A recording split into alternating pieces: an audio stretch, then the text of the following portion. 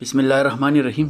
میرا نام یا فرمان فیضائی ہے اور میں ایک سیریز شروع کر رہا ہوں جس میں آپ کو C1 کا سلیبس جو ہے C1 مین لوور کورس جو ہے میں آپ کو پڑھاؤں گا. یہاں پر آپ کو سارا کمپلیٹ لوور کورس جو ہے اسی طریقے سے میں آپ کو پڑھاؤں گا. آپ کو اسکرین پر جو ریلیونٹ پیجز ہیں وہ بھی نظر آئیں گے، سیکشنز وغیرہ، اور آپ کو میں اس کو ڈیٹیل سے ایکسپلین کر دوں گا. میں آپ کو کمپریہنسو انداز میں آپ کو ٹیچ کر لوں. یہ آئیڈیا اسی وجہ سے میرے ذہن میں آیا اور مجھے کچھ سجیشنز بھی دی گئی، کیونکہ آپ جب A1 B1 کرتے ہیں C1 کے لیے، آپ پھر ٹریننگ کالج چلے جاتے ہیں. یہاں پر ٹریننگ کالج میں آ کے آپ لوگوں کو جو مسئلہ درپیش ہوتا ہے نا، وہ یہ ہوتا ہے کہ یہاں پر آپ کو پڑھانے کا ٹائم نہیں ملتا، کیونکہ آپ نے تو ڈیوٹی کرنی ہوتی ہے. لوور ایک ایسے کورس ہے جو کہ یہ ٹرینڈ ہوتے ہیں ریکروٹ، تو اتنی جو فریش ریکروٹ ہوتے ہیں وہ اتنی اچھی طریقے سے سیکیورٹی ڈیوٹی نہیں دیتے، یا جو سینئر کورسز ہوتے ہیں انٹر افر وہ بھی اتنی فزیکل کنڈیشن میں نہیں ہوتے. تو لوور واحد ایک ایسا کورس ہے جو کہ PTC کی سیکیورٹی کی ذمہ داری اس کے کندھوں پہ ہوتی. تو اسی وجہ سے پھر وہ پڑھ نہیں پاتی. میکسیمم جو ٹائم ملتا ہے آپ کو نا کالج میں کلاسز اٹینڈ کرنے کی، تو وہ 15 سے 20 دن ہوتی، اور منیمم جو ہے نا 3-4 دن بھی ہو سکتی. تو ظاہری بات ہے آپ کس طرح پھر اس کو یاد کر سکتے ہیں. اور یہاں پر جو آپ کلاس میں آ بھی جاتے ہیں نا، تو ہوتا کیا ہے آپ کے ساتھ، آپ کی جو فزیکل کنڈیشن ہوتی ہے نا وہ ریسیونگ موڈ پہ نہیں ہوتی. سپوز مثال کے طور پر آپ رات کو ڈیوٹی کرتے، 10 آپ نے ڈیوٹی کر دی، تو کل آپ آ گئے جی کالج میں، آپ نے بیٹھ گئے کلاس میں، تو ابھی آپ کی نیند نہیں پوری نہیں ہے، تو آپ کس طرح لیکچر کو سمجھ سکتے ہیں. اور اکارڈنگ ٹو مائنڈ سائنسنگ، جو مائنڈ کی سائنسنگ کے سائنٹسٹ ہے، وہ کہہ رہے ہیں کہ جب آپ کی نیند پوری نہیں ہوتی نا 6 سے 8 گھنٹے، تو آپ کی جو اٹینشن ہوتی ہے نا، کنسنٹریشن ہوتی ہے، فوکس، وہ ڈسٹرب ہو جاتی. ارے میں خود آبزرو کر رہا ہوں، تو میرے اسٹوڈنٹ میرے سامنے جو بیٹھے ہوتے ہیں، ان بیچارے تو پتہ نہیں کہاں پہ ہوتے ہیں، کیونکہ اس کو تو نیند آتی ہے. وہ کیسے سیکھیں؟ تو نہیں سیکھ سکتے. قانون پہ وہ کیسے سمجھ سکتے؟ قانون تو ایک مشکل کام ہے سمجھنا. اور آپ رات کو اپنی ڈیوٹی کیے، ادھر آپ نے پریڈ بھی کیے، PT بھی کیے، تو پھر آپ کس طرح کلاس میں جو ہے ایک سیکشن پر آپ سمجھ سکتے ہیں؟ تو یہ بالکل پاسبل نہیں ہے. اور اس سے آگے کیا مسئلہ ہے؟ مسئلہ یہ ہے کہ آپ کا ایگزام جو لیتا ہے وہ تو ایٹا لیتا ہے، وہ تو آپ کا ڈپارٹمنٹ لیتا ہی نہیں. ابھی اگر ٹریننگ کالج نے ایگزام لینا ہوتا تو وہ یہ چیزیں کنسیڈر کر لیتے کہ جی یہ لوگ جو ہے یہ تکے ہوئے ہیں، یا یہاں پہ ڈیوٹی انہوں نے کی ہے، تو چلو اس کو آپ ریلیف دے دے. تو کوئی ریلیف تو ایٹا نے آپ کو نہیں دینی. تو اس کی سلوشن کیا ہے؟ اس کی سلوشن یہ ہے کہ ابھی جب آپ لوور B1 پاس کرتے ہیں نا، تو آپ کے پاس کم سے کم ٹائم 4 مہینے ہوتا ہے ضلع میں، کیونکہ فسٹ بیچ والے 4 مہینے بعد چلے جاتے ہیں، زیادہ سے زیادہ 8 مہینے اور 12 مہینے بھی ہو سکتے.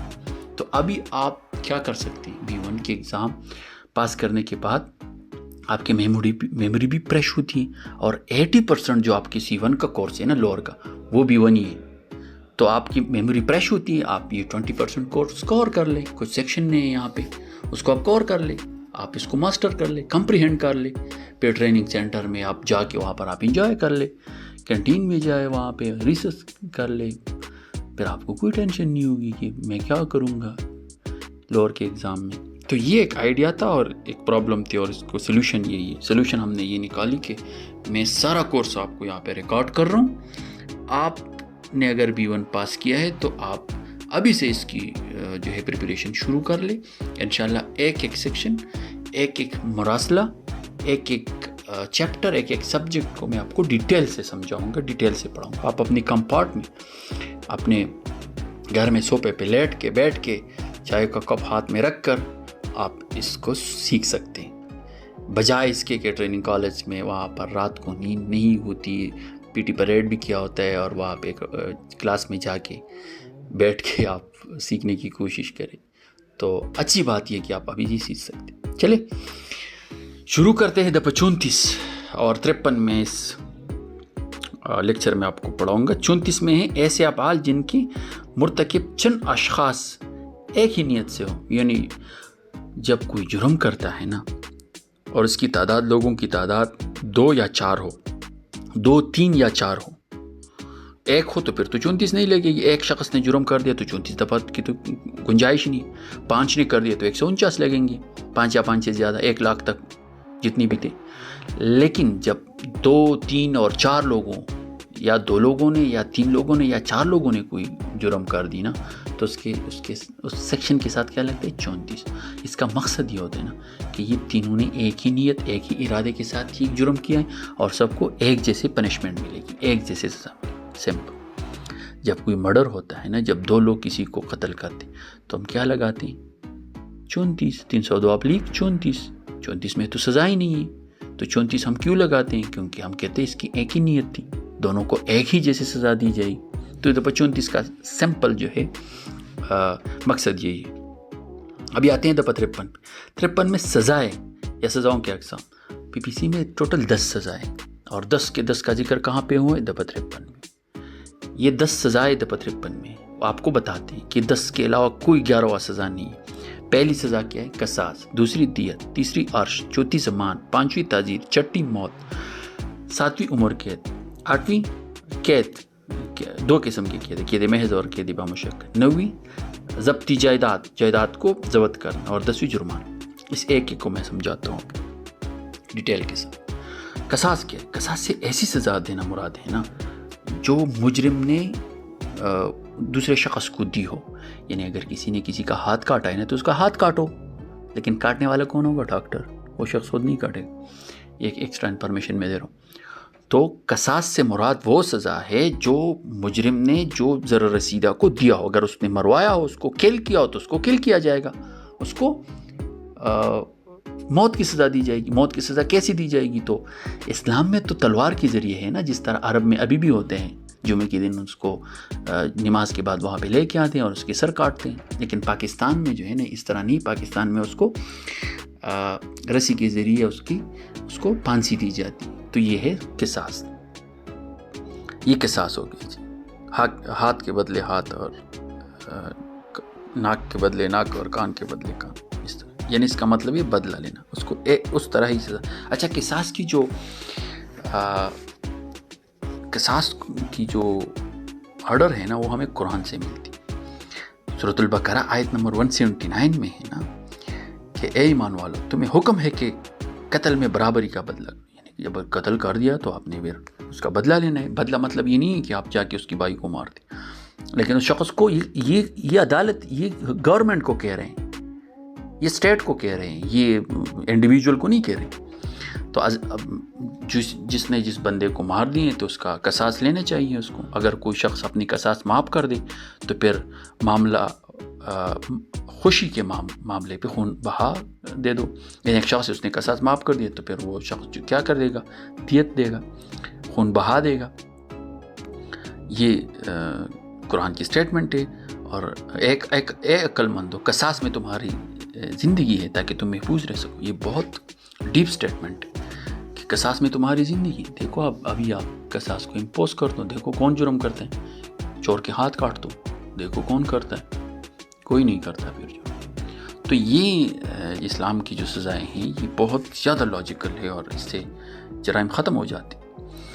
تو یہ قصاص ہے. قصاص قرآن میں دوسری جگہ سورۃ المائدہ آیت نمبر 25 میں بتایا گیا ہے کہ جان کے بدلے جان, آنکھ کے بدلے آنکھ, کان کے بدلے کان, دان کے بدلے دانت, زخموں میں مساوات. یعنی قصاص کا حکم ہے. کسی نے کسی کو جو زخم دیا اس کو وہی زخم دو. اگین کہہ رہا ہوں, زخم کون دے گا؟ ڈاکٹر دے گا نا. کسی نے کسی کے دانت جو ہے توڑوا دیے تو ابھی وہ دانت نہیں توڑوائے گا, اس کے دانت نکالے جائیں گے اکارڈنگ ٹو میڈیکل آفیسر وہ کام کرے گا. اچھا, قتل عمد یا ارادتاً ہاتھ پاؤں یا دیگر اعضاء کا کاٹنا, ارادتاً زخمی کرنا. یہ جو قتل عمد جو ہے نا, قصاص بیسیکلی قتل عمد میں ہوتا ہے اور یا ارادتاً کسی کو زخمی کرنے میں ہوتا ہے. قتل عمد ہوتا ہے intentional murder. 4 types of crime. قتل کے نا 4 اقسام ہیں. پہلا ہے قتل عمد. عمد نیت کو کہتے ہیں, ارادے کو کہتے ہیں, نیت کے ساتھ کسی کو قتل کرنا. دوسرا ہے قتل شبہ عمد. شبہ شک کو کہتے ہیں, نیت میں شک. 315 آپ نے کسی کو تپڑ مارا اور مر گیا تو ابھی تو شک ہے نیت میں کہ آپ مارنا چاہتے تھے کہ نہیں. قتل خطا, غلطی سے. قتل بسبب, آپ اس کے سبب بن گئے. آپ کا کوئی ارادہ نہیں ہے، تو یہ 4 قسم کے قتل. تو قتل عمد اور ارادتاً کسی کی جسم کو، کسی اعضاء کو نقصان پہنچانا، زخمی کرنا، اس میں قصاص ویسے ہوتا ہے. یہ جو قتل شبہ عمد ہے اور قتل خطا ہے، اس میں قصاص نہیں ہوتا، اس میں دیت ہوتی. اچھا تعزیر کیا ہے پھر؟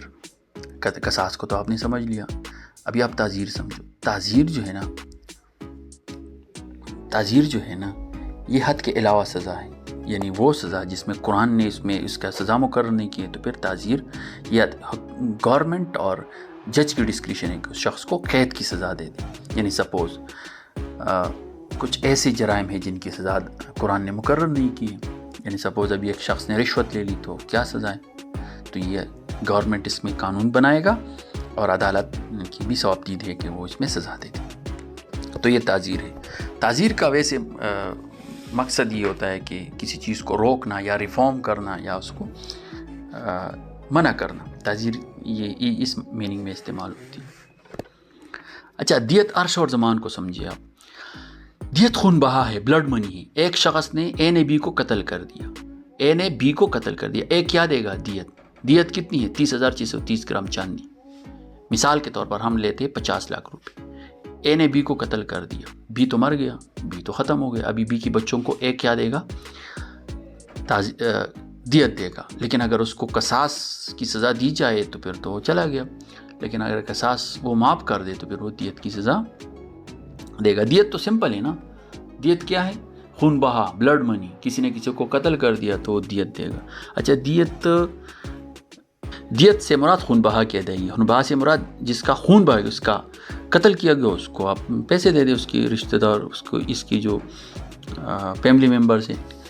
یہاں پہ ایک ورڈ ہے خون. دیت جراحت یا قتل عمد کے ارتکاب کی صورت میں صرف ولی کی رضامندی سے ناپیس ہوگی. یعنی ایک شخص نے قتل عمد کیا ہے یا اس کی جسم کو جراحت کا مطلب کیا ہے کہ اس کی جسم کو نا نقصان پہنچایا گیا، تو ولی کی رضامندی سے ناپیس ہوگی. جو ابھی اس کا جو ولی ہے نا، جس کو مارا گیا ہے، اس کا بیٹا ہے یا بھائی ہے، تو اس کی رضامندی سے ابھی دیت ناپیس ہوگی. لیکن جو اس کے علاوہ قتل ہے نا، یعنی قتل خطا ہے یا قتل شبہ عمد ہے، تو اس پہ اس واجب ہوتی ہے، اس پہ وہ معاف نہیں ہوتی، وہ واجب ہوتی ہے. ایک ہوتا ہے ولی کی مرضی، لیکن یہاں پر پھر ولی کی مرضی نہیں ہوتی قتل خطا میں اور قتل شبہ عمد میں، پھر وہ اس پر واجب ہوتی ہے. اچھا اس سے آپ یہ سمجھو کہ جو قتل عمد ہے یا جو قتل عمد ہے یا جو انٹینشنل کسی کو ضرر پہنچانا ہے، اس میں ولی جو ہے یہ دیت معاف کر سکتا ہے. لیکن یہ دو جو ہے قتل خطا اور قتل شبہ عمد میں معاف نہیں کر سکتے. آپ اس کو ایسے ہی سمجھ سکتے ہیں. بنیادی حدیث میں جو ہے دیت کی جو مالیت ہے نا، وہ 100 اونٹ ہے، تو 100 اونٹ سے یہاں پر 30,630 گرام چاندی مقرر کی. اچھا عرش جو ہے نا، اگر پوری باڈی کو کسی نے کیل کر دیا نا تو وہ دیت دے گا. لیکن ایک ہاتھ کو کاٹ دیا نا تو عرش دے گا. عرش کتنا ہوگا؟ عرش کبھی دیت کی مالیت سے زیادہ نہیں ہو سکتی. یعنی 50 لاکھ روپے اگر باڈی کی قیمت ہے سپوز دیت میں، تو ایک ہاتھ کے بن گئے ساری باڈی پر. جب اس کو ڈیوائڈ کیا گیا تو ایک ہاتھ کے بن گئے 1 لاکھ. تو ابھی کسی نے کسی کا ایک ہاتھ کاٹ دیا تو 1 لاکھ سے زیادہ عرش نہیں دے گا. اس عضو کے لیے جو عرش مقرر ہے دیت میں، تو وہ اس کے حساب دے گا. اگر آپ ایسے سمجھو اس کو کہ دیت اگر پوری درخت ہے نا، ایک درخت، اس کو کوئی کاٹے مثال کے طور پر تو وہ دیت دے گا. لیکن ایک درخت کی ایک شاخ کو کاٹے تو پھر اس شاخ کا عرش دے گا. ٹھیک ہے.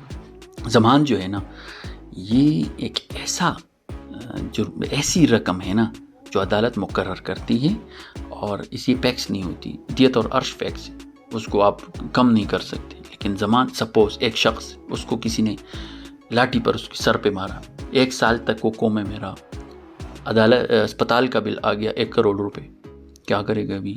عرش تو دیت تو 50 لاکھ. تو ایسی سچویشن اگر کریٹ ہو جائے تو پھر عدالت زمان کے تحت اس شخص کو سے پیسے لیتے ہیں اور جو ضرر رسیدہ ہوتے ہیں اس کو دیتے ہیں. اچھا یہاں پر جو زمان کے ساتھ آپ کی بک میں لفظ لکھا ہے نا کہ یہ جرمانہ ہے، جرمانہ دلائی.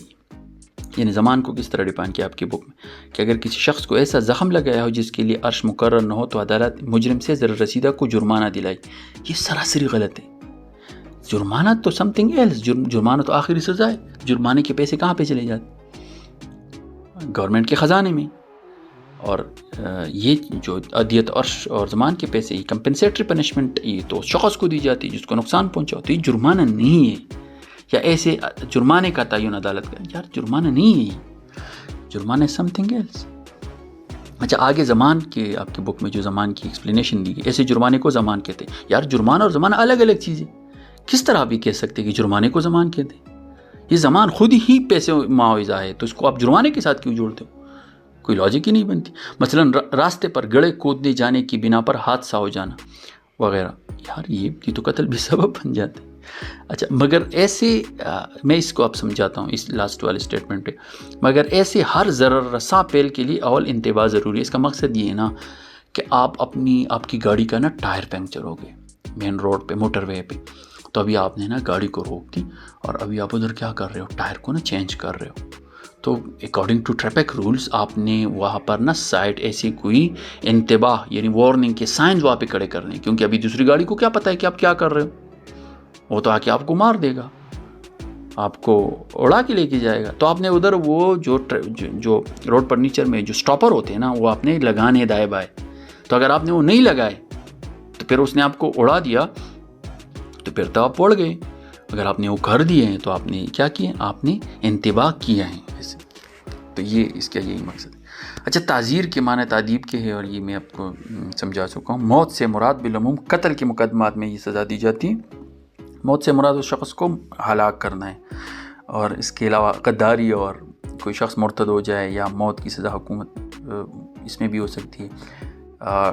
موت کی سزا بھی 365 یعنی اغوا میں بھی ہو سکتی ہے۔ آرٹیکل 6 جو لگتا ہے کنسٹیٹیوشن کا، وہ بھی ہو سکتا ہے، اور بہت سی سزاؤں میں بھی موت کی سزا ہے۔ ایون نارکوٹکس میں بھی موت کی سزا ہو سکتی ہے، اس پہ بھی ابھی ڈیبیٹ چل رہی ہے، اس کو ختم کر۔ اچھا گورنمنٹ کیسے اس کو موت کی سزا دیتی ہیں؟ تو مروجہ طریقے کا مطلب ہوتے ہیں جو کہ رائج ہیں، یعنی ابھی جس طرح پھانسی دی جاتی ہے شخص کو، لیکن آپ صلی اللہ علیہ وسلم نے نا تلوار کے ذریعے اس کو افضل قرار دیا ہے، جو کہ سعودی عرب میں ابھی بھی ویسے ہی ہوتے ہیں تلوار کے ذریعے۔ اچھا عمر قید سے مراد مجرم کو باقی زندگی بھر کے لیے قید میں رکھنا ہے۔ عمر قید سے کیا مراد ہے جی؟ 20 سال پر یہ مشتمل ہوتی ہے، لیکن جو نئی امینڈمنٹ ہے یہ نا 1894 میں، اس کی سیکشن 59 کے تحت یہ 14 سال ہے، یعنی اگر کسی کو عمر قید کی سزا سنائی جائے گی نا تو اس کا مقصد یہ ہوگا کہ وہ 14 سال قید گزارے گا۔ اچھا یہ ایک اور امپورٹنٹ پوائنٹ آپ نوٹ کر لیں، میں ایکسٹینڈ پرمیشن دے رہا ہوں۔ حدود لازم عمر قید سے مراد موت تک قید ہے، یعنی باقی زندگی وہ کہاں پہ گزارے گا؟ جیل میں۔ حدود لازم کہہ رہا ہوں، لیکن PPC میں عمر قید سے مراد 14 سال کی۔ اچھا سزائے قید، یہ قید کی 2 اقسام ہیں، قید بلا مشقت اور قید محض۔ قید بلا مشقت میں اس نے کام کرنا ہوتا ہے، پٹیک کرنا ہوتا ہے، قید محض میں اس نے کچھ نہیں کرنا ہوتا، ادھر انجوائے کرنا ہوتا ہے۔ تو یہ 2 قسم کی قید ہیں، لیکن اگر کسی نے کوئی جرم کیا ہو تو اگر اس کو معاف بھی کر دے سپوز مدعی، تو پھر بھی عدالت اس کو قید کی سزا دی جا سکتی ہے۔ جائیداد کی ضبطی کیا؟ جائیداد کی ضبطی جو ہے اس کی پراپرٹی کو نا سیز کرنا ہے، یا اس کو قبضے پولیس کرنا ہے، یا اس کو لینا ہے اس سے۔ اس کی جو PPC کے دفعات 61-62 یہ تو ڈیلیٹ ہو چکی ہے، منسوخ ہو چکی ہے، لیکن CRPC کے 162, 127 اور 169 کے تحت مجرم کی جائیداد کو ضبطی میں عمل میں لایا جا سکتا ہے۔ یہ سزا ایک قسم کا جرمانہ ہے جو مجرم سے وصول کیا جاتا ہے۔ اچھا جائیداد کی ضبطی یہی ہوتی ہے جی کہ آپ کی جو پراپرٹی ہے نا وہ اس نے لے لی، بس۔ یہ 780A میں بھی ہے، بہت سے جرائم میں جائیداد کی ضبطی ہے۔ جرمانہ، یہ آخر میں جرمانہ ہے۔ جرمانہ الگ سزا ہے، یہ دیت اور زمان الگ چیز ہے۔ کسی شخص عدالت کسی کو بھی جرمانہ کر سکتے ہے اور کتنے بھی کر سکتے ہیں، یہ عدالت کی ڈسکریشن ہے جرمانہ، اور بعد جرائم کے سامنے لکھا بھی ہوتا ہے کہ اتنے جرمانے کی سزا دی جا سکتی ہے۔